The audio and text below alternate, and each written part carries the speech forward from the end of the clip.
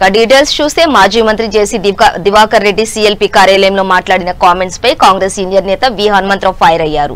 VH మాట్లాడుతూ జేసీ తన రాజకీయాలు ఆంధ్రాలో చూసుకోవాలని ఇక్కడ కాదని తెలిపారు.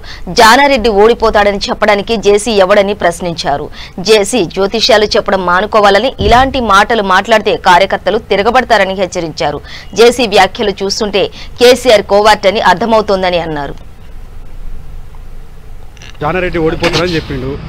నిన్న అసలు ఆయన ఎందుకు వచ్చింది ఇక్కడికి రావాల్సిన అవసరం ఉంది. మీ పార్టీని విమర్శిస్తున్నా కానీ ఎవరు కూడా చప్పుడు చేయలేదు. ఏమంటారు మీరు దాన్ని? చూడండి, జేసీ దివాకర్ రెడ్డికి దమ్మున్న లీడర్ అయితే అనంతపూర్లో జగన్మోహన్ రెడ్డితో ఫైట్ చేయమనరా బాబు. ఎంతసేపటి పాత రికార్డు, మేము వద్దన్నాం, తెలంగాణ ఇచ్చిండ్రు, వీడు పోయిండు, వాడు పోయిండు, మరి నువ్వు కూడా పోయినావు కదరా బాబు. పోతేవి ఈడొచ్చేసి నీకున్నటువంటి బలం ఏముందో రాయలసీమలో చూయించు. కానీ ఇక్కడ ఎలక్షన్ జరుగుతున్నది రేపు. జానారెడ్డి గారిది నాగార్జున సాగర్ లో ఆయన ఓడిపోతాడంటాడు. ఏం జ్యోతిష్యం రాబోయింది నాకు అర్థం కాదు.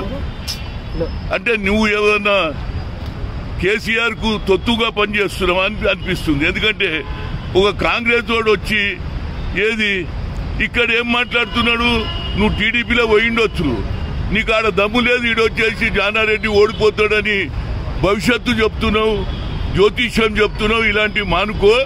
దమ్ముంటే నువ్వు ఆడ జగన్మోహన్ రెడ్డి తోటి తాడో పేడో తెలుసుకోరా బాబు. అప్పుడప్పుడు వచ్చి ఫ్రీగా ఉండేది పబ్లిసిటీ అని అసెంబ్లీ నడిచేటప్పుడు వచ్చి పబ్లిసిటీ చేసుకునేది బంద్ చేయి. మీ వాళ్ళు ఎవరు కూడా దాన్ని ఖండించలేదు. కాంగ్రెస్ పార్టీ గతంగా ఉండదు, కాంగ్రెస్ పార్టీ అయిపోతుంది అని చెప్పిండు.